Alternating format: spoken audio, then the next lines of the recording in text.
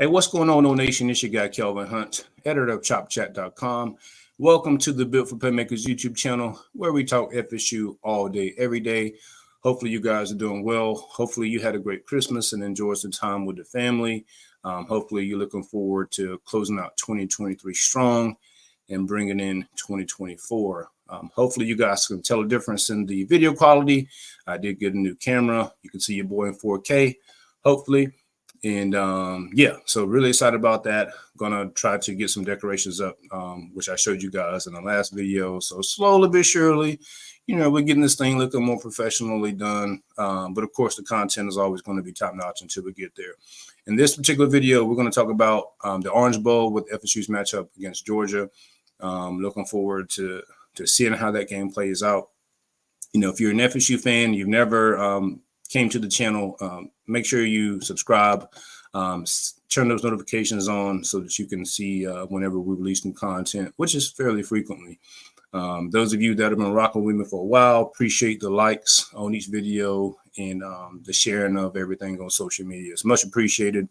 This channel is growing way quicker than I thought it would, and it's exciting to build something new in a market that's got a lot of others doing content as well. But yeah, so let's talk about the Orange Bowl. So it's going to be a lot different than what this game would have looked like if they had played, in the playoffs, or if they had played during the regular season and all that good stuff. This is a game where I normally would do some film breakdowns and things like that. That's not going to be the case on this one, just because you have so many unknowns going into this particular game.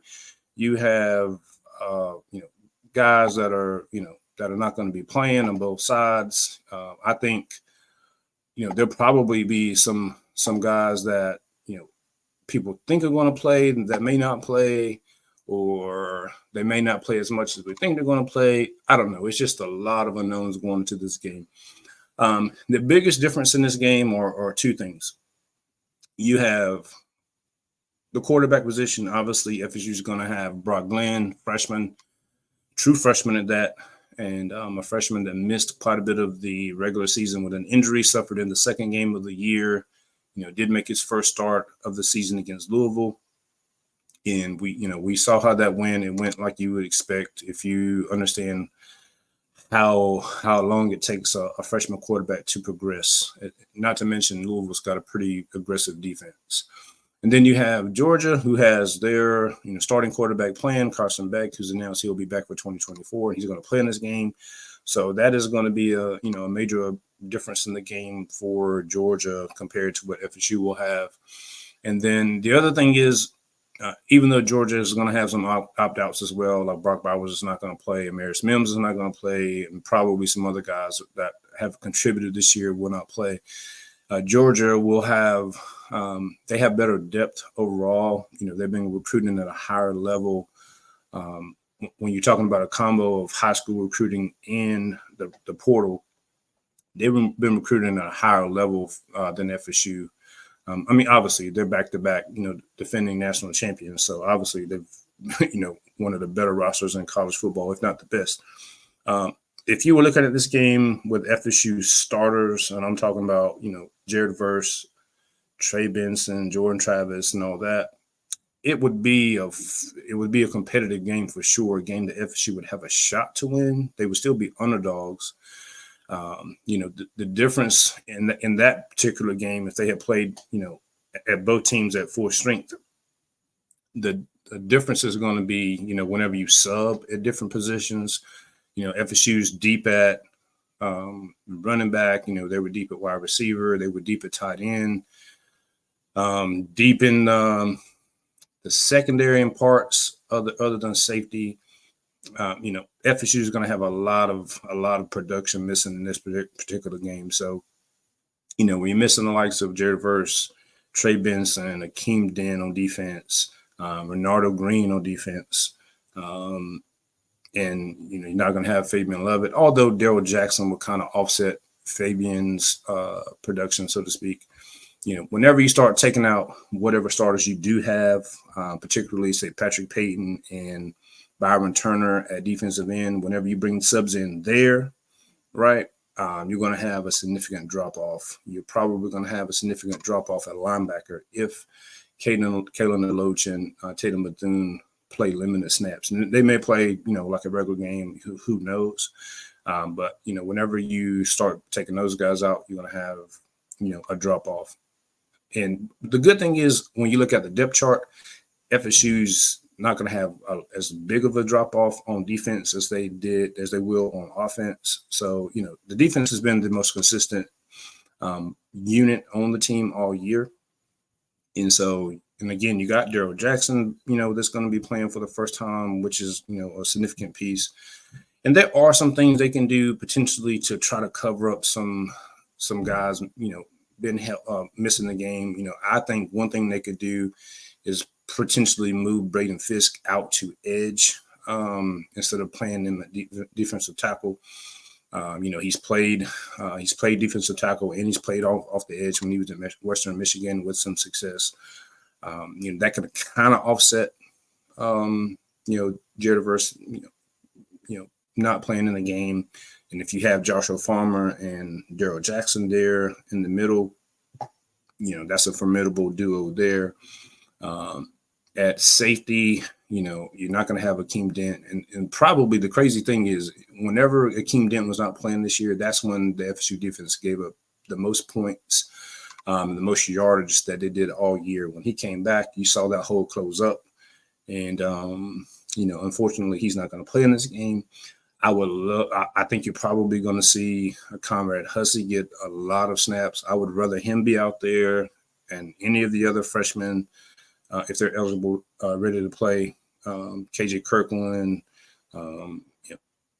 those two opposed to number 3. Not to talk badly about a player, but that's just, you got to play for the future, in my opinion, see what you got. If they can play somewhat, if that safety position can hold up, if the linebackers of DeLoach and Bethune play, and you, like I said, if you maybe move Fisk out on to the end, I think you can hang with Georgia. Georgia's offense was efficient. They weren't, it wasn't. They don't have like any crazy players. They kind of work really well as a unit together, so to speak. They're still ahead of the chains, and they don't, give up a lot of tackles for loss and and things like that. They will turn the ball over like 14 times this year, which is something the FSU offense didn't do a lot of, which is really helpful. When you only turn the ball over like 5 times all year, that's a huge positive for your offense. Let's talk about FSU offense. Obviously, you're going to have Brock Glenn there. We saw the game move really fast for him against Louisville. It's just a lack of experience. The more experience he gains, the better he'll be. Him getting reps of practice, over the last 3 or 4 weeks should be helpful. Him having that experience against Louisville should be helpful. How much of a jump can he make between that game and this game? Honestly, probably minimal.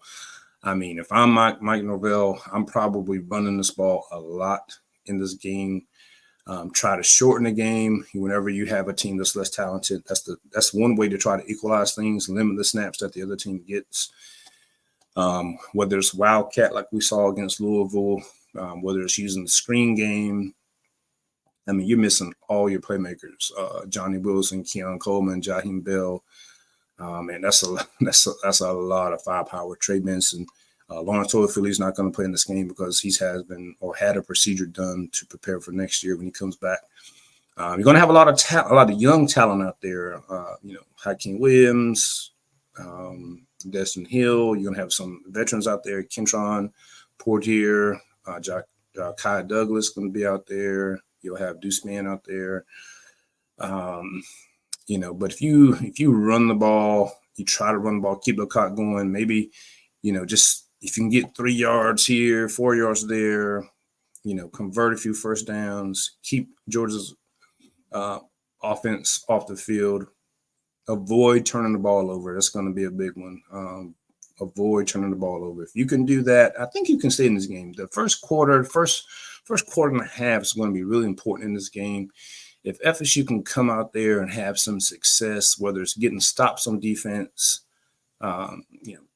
getting a couple first downs on offense, I think that could go a long way into, kind of avoiding a big haymaker early. You know, I mean, if Georgia gets the ball first and goes right down the field and scores a touchdown, and then the offense goes 3 and out, or something crazy like with the Florida game, and you go 3 and out, and then you punt the ball and you give the ball to Georgia at like midfield, and then they go down to score another touchdown, 14-0 before you blink. I mean, it's probably going to get ugly at that point, to be honest with you.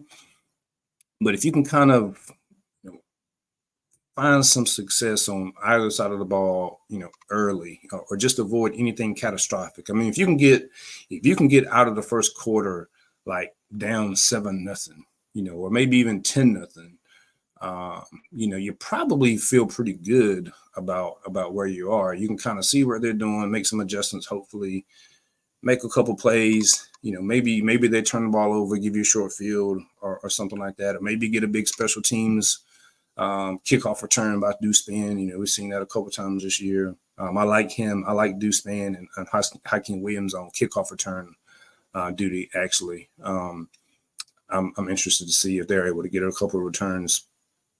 But the biggest thing is you're going to need to avoid the turnovers on offense, and you're going to need to shorten the game, find some success in the run game. Offensive line, you're going to have some guys that are I guess somewhat in better health than they were a couple weeks ago, which should be helpful.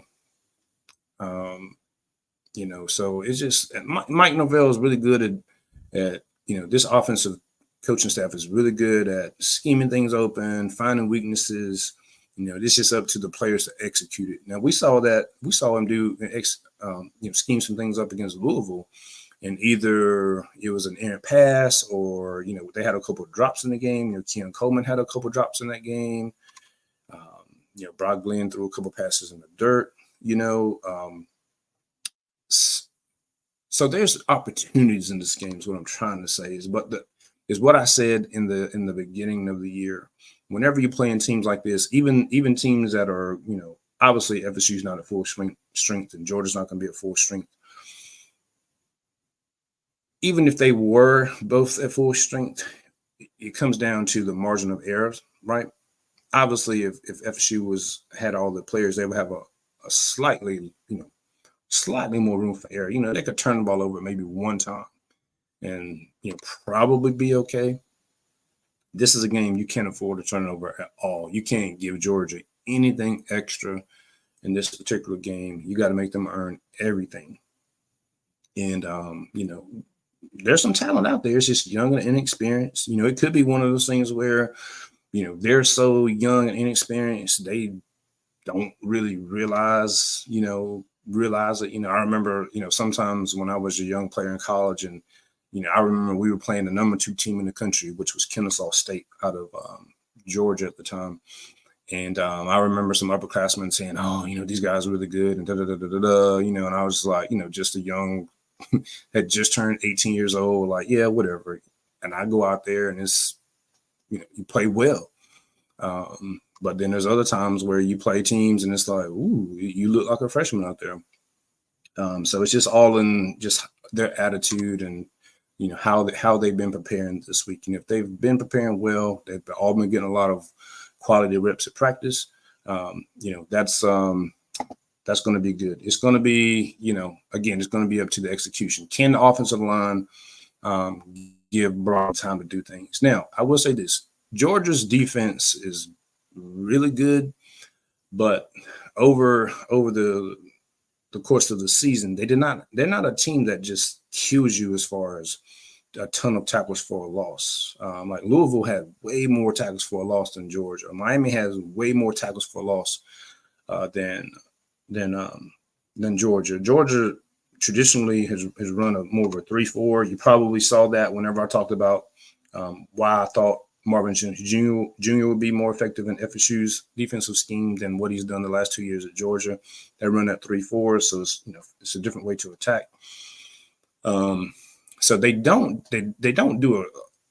not great at getting you behind the chains. So that's why I'm thinking if FSU can run the ball, have some success, that'll be really key into making this a ball game. If they can't run the ball at all, I mean, it's pretty much going to be a wrap, and probably a wrap early, because if you can't sustain anything offensively, basically your defense, which is depleted, not as depleted as the offense, but it's depleted.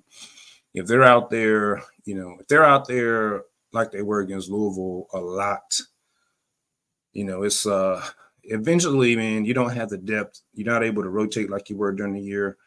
Those guys are going to get worn down, and it'll probably get ugly late, which, you don't want to look for more victories in a game like this. But at the same time, you are really depleted. And, I know some of the national people are talking about, FSU should have had all their players play in this game, to make a statement and all that. And, I've been on record. Look, those guys opted out. They did the right thing by opting out. The committee basically told them the first 13 games didn't mean a thing. There's no sense of going out there risking your future, millions of dollars potentially, to play in a game where if you won it, you're still not going to be given credit for it. It's going to be, oh, well, Georgia wasn't motivated to be there, or Georgia had guys sitting out too. I mean, you're not going to win that battle. You don't have the resources to win that narrative nationally, because unfortunately, ESPN is the mouthpiece for the SEC. Matter of fact, I was looking at the Miami and Rutgers game. Miami is trash. I mean, Mario Cristobal has the ball with 2 timeouts, less than a minute to go, past the midfield, and does not use a single timeout. They throw to the sidelines twice. Listen, keep him in Miami. He is terrible.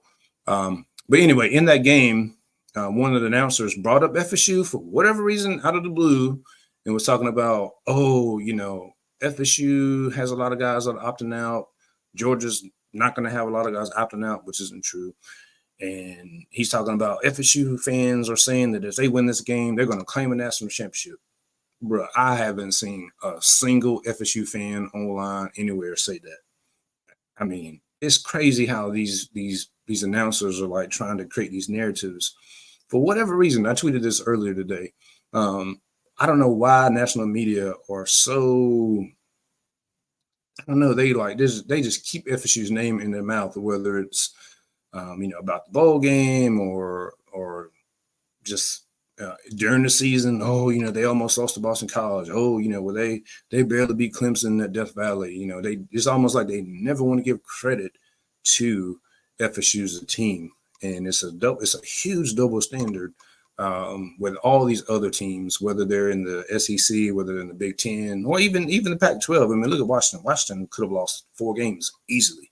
I mean, to trash teams. I'm talking about, Stanford and all these other teams.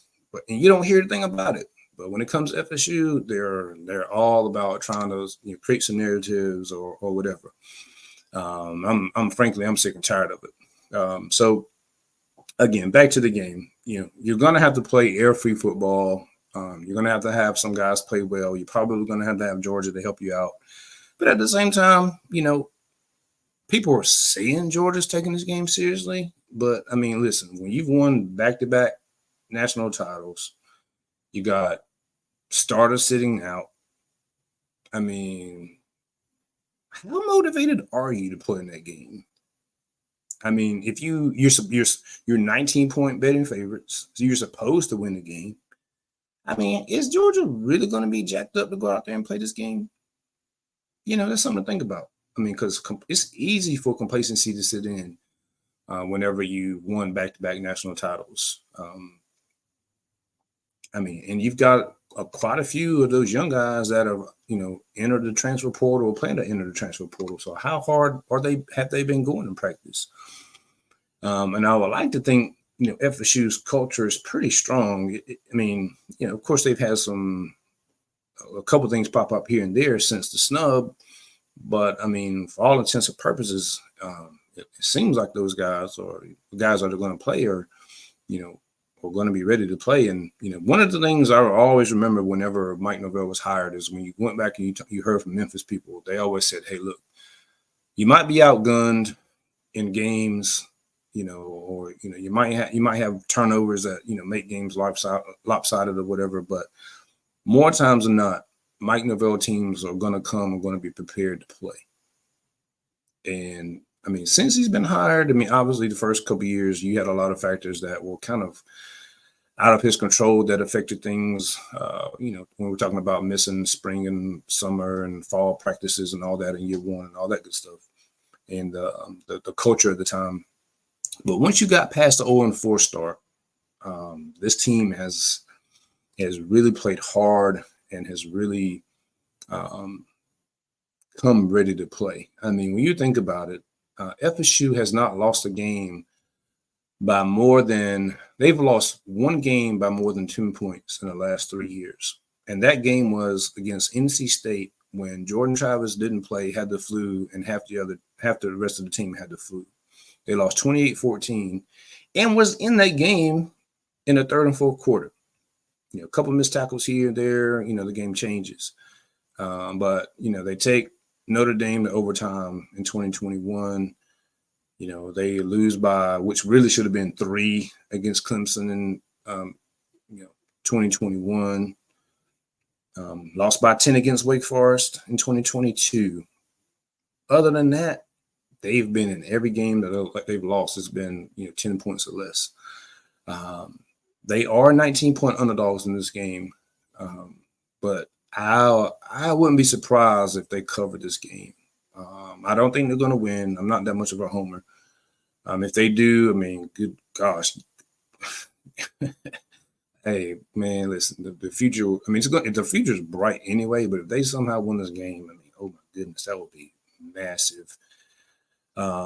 Just from again, it's not going to change anything from a national narrative, and as far as hey, they should be national champions and anything like that.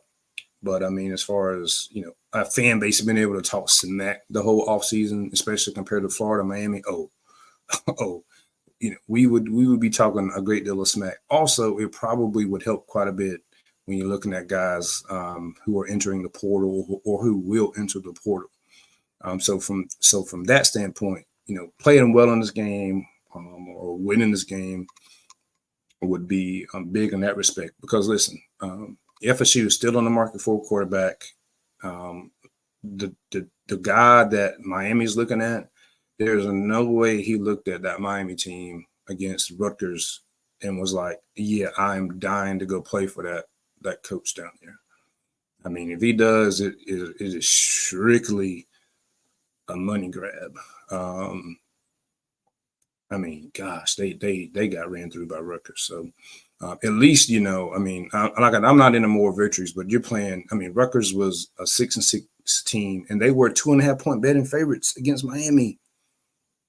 I mean, you're at least playing arguably one of the top 4 teams in the country. Even though they're depleted, they're still a crazy talented roster, and they're playing a starting quarterback. So, I'm not going to give a prediction this game. As far as score, because it's just way too many variables to even remotely get close. I mean, you just have no idea. I mean, they could get blown out, because you turn the ball over 2 or 3 times. They could slow the game down, keep it relatively close.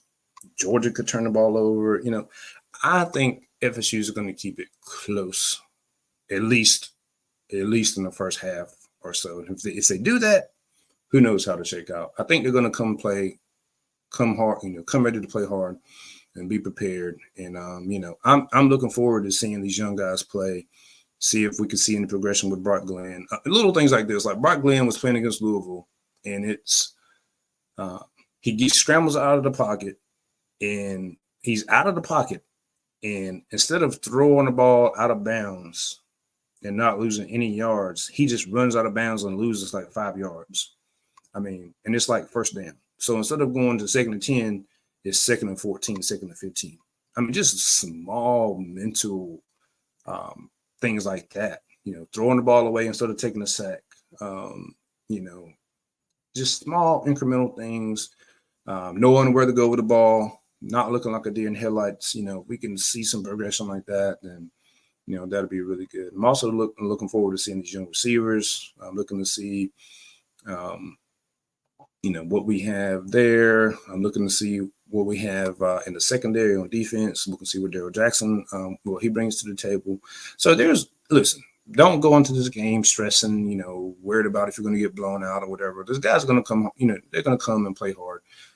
There's a lot to look forward to in this game just because you have a lot of the future that the guys are going to be representing you in the future with significant production are going to be playing in this game. So you're looking for things like that that we can build on going into spring and and things of that respect. So again, I think they're going to play hard.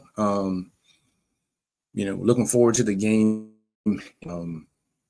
So I think that's about all I have on it. I feel like I'm kind of rambling now, but I appreciate you guys supporting the channel again. Let me know if you can tell a difference with the camera. Hopefully I don't go back to work until next week, so hopefully I can get some things situated here and get a few decorations up so that you guys can see FSU kind of on the wall, or I should say on this side there, and make it more aesthetically pleasing instead of just looking at me talk all the time. But let me know what your predictions are in the comment section. I'm interested to see what you think about this game. Also, maybe what you're looking forward to the most, any particular players you're interested in. Make sure you check out Chop Chat. We've got a lot of great content about this game already posted as far as, guys to look out for, things to look out for. So again, appreciate you guys and look forward to talking to you after the game. Until then, go Noles.